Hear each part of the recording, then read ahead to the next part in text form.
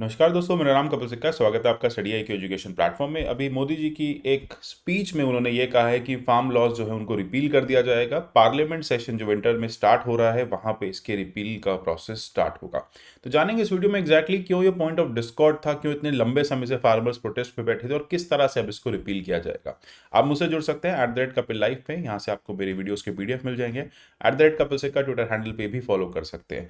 जैसे कि अभी हमने स्टेटमेंट देखा, 3 laws were in farmers benefit but we could not convince a section of farmers. मतलब उनका ये कहना है कि अधिकांश फार्मर्स का तो मानना था कि लॉज अच्छे हैं, लेकिन एक छोटा सा एक तबका था या फिर एक सेक्शन था जो इस बात को समझ नहीं पा रहा था कि ये फार्म लॉज उन्हीं के हित में है। हमने काफ़ी एफर्ट्स किए, इसलिए अब हम इतने सारे लोगों को नहीं समझा पाए, अब हम इसको रिपील करने जा रहे हैं।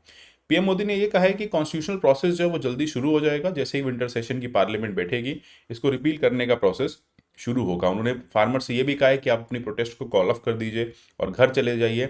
हमने काफ़ी आप लोगों को समझाने की कोशिश की, ये फार्म लॉज आप ही के हित में थे, लेकिन हो सकता है कि आप लोग अपना हित नहीं समझ पा रहे हैं। अब यहाँ पे उन्होंने कहा कि हमने काफ़ी कॉन्फिडेंस में लेने की कोशिश भी की फार्मर्स को, लेकिन फार्मर्स जो हैं वो शायद प्रिपेयर्ड नहीं थे इस तरह के लॉस के लिए। इसलिए अब हमने डिसाइड किया है कि हम इस लॉ को कम्प्लीटली रिपील करेंगे। पहले हमने फार्मर्स के साथ चर्चा भी की, जहाँ पे उनको इश्यूज थे उनको हमने उन सेक्शंस को मॉडिफाई करने की कोशिश भी की, लेकिन अल्टीमेटली यहाँ से अब बात आगे नहीं बढ़ पा रही थी। एक डेडलॉक बना हुआ था, काफ़ी लंबा समय हो गया था, ऑलमोस्ट 13 महीने होने जा रहे थे। इसलिए अब हमें इसको रिपील करने की ज़रूरत है।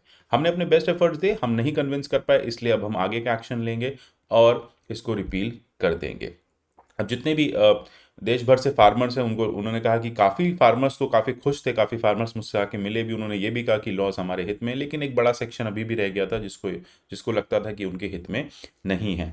हमने ये लॉ काफ़ी कंसल्टेशन और एक्सपर्ट्स से मिलके सेवरल डोमेन्स में चर्चा करके बनाया था, लेकिन अगर क्योंकि ये फार्मर्स को अपने हित में नहीं लग रहा तो हम इन फार्म लॉस को हटा देंगे।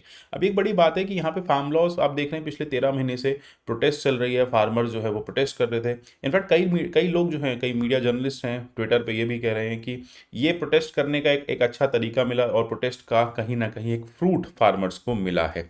तो जानेंगे एग्जैक्टली ये 3 कंटेंशियस बिल थे क्या, किस तरह से काम करने वाले थे, और अब क्योंकि रिपील हो गए हैं तो अब इनके लिए अब इनका हमारे लिए बहुत ज़्यादा महत्व नहीं रहा। सबसे पहली चीज़ आप देखेंगे, farmer produce trade and commerce promotion and facilitation act 2020 आया था।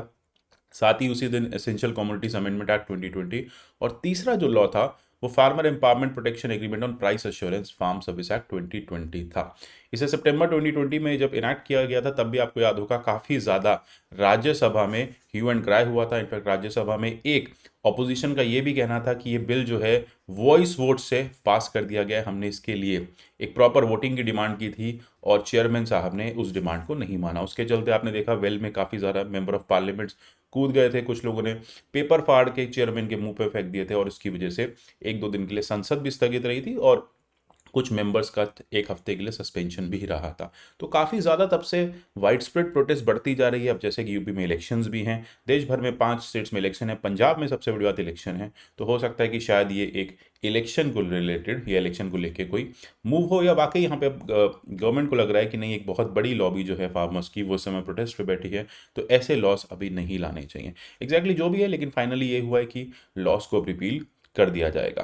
अच्छा, 2021 में सुप्रीम कोर्ट भी, फार्मर्स भी गए और दूसरी तरफ से गवर्नमेंट भी गई। सुप्रीम कोर्ट ने इसके इम्प्लीमेंटेशन को स्टे लगा दिया था और फर्दर इसके फैसिलिटेशन के लिए एक मेंबर एक कमेटी बनाई, 3 मेंबर कमेटी बनाई, जिसने फर्दर अपनी रिपोर्ट सुप्रीम कोर्ट को सबमिट करनी थी।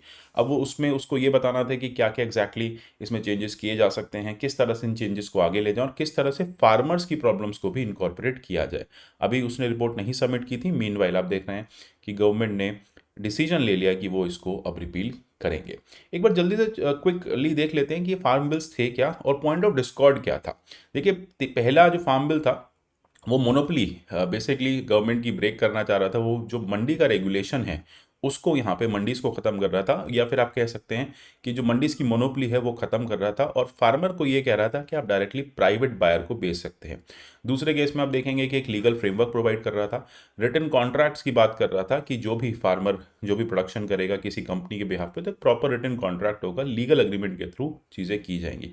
और साथ ही साथ जो बड़े बड़े बिजनेस हाउसेस थे जो एग्री बिजनेस करते हैं, उनको यहाँ पे फूड आर्टिकल्स के स्टॉक पाइलिंग की भी अथॉरिटी दे रहा था, जैसे कि आपने देखा एसेंशियल कमोडिटी में अलाउड पहले नहीं थी।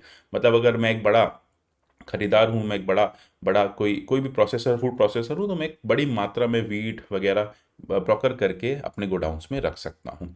यही बेसिकली इसका फियर भी बन रहा था, यहीं से फार्मर्स को फियर भी था कि अगर जो मंडीज़ हैं, पहली बात तो स्टेट गवर्नमेंट को ये प्रॉब्लम थी कि मंडी एक काफ़ी बड़ा रेवेन्यू लेके आती हैं, अगर मंडी डिमिनिश हो जाएंगी तो स्टेट गवर्नमेंट्स के रेवेन्यूज़ खत्म होंगे। सबसे बड़ी बात है मिडिल मैन जो आड़ती लोग जो हैं उन वो इम्पैक्ट होंगे।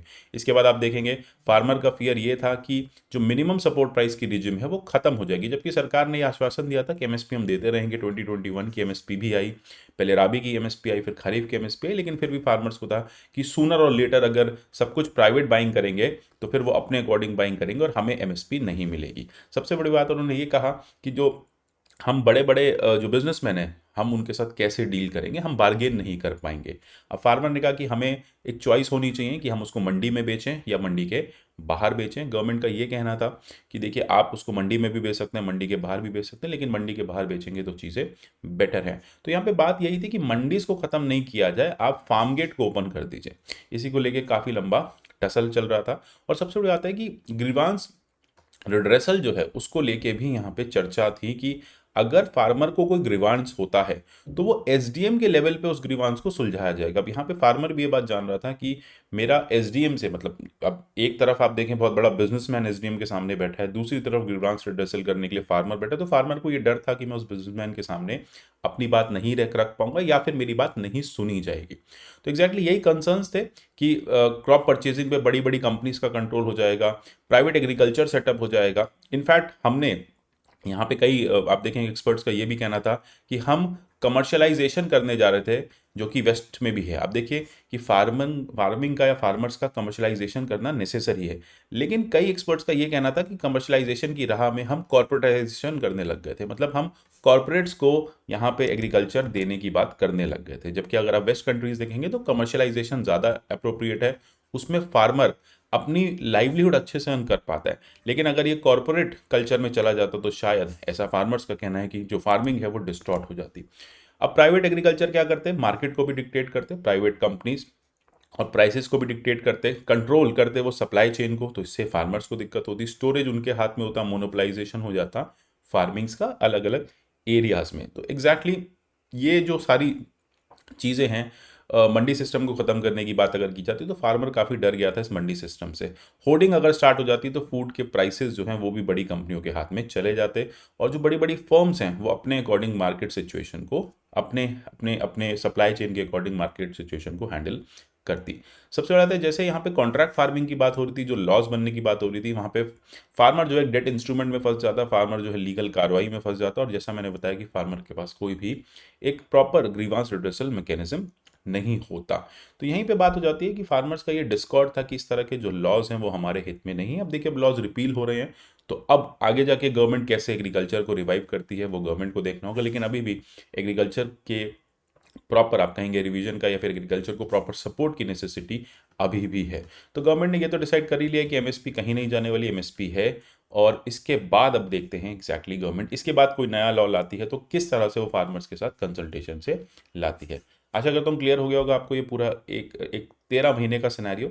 अब आप मुझे कमेंट सेक्शन में ये बताओ कि क्या एमएसपी एक स्टैट्यूटरी बैकिंग के साथ आती है या बिना स्टैट्यूटरी बैकिंग के गवर्नमेंट्स देती हैं।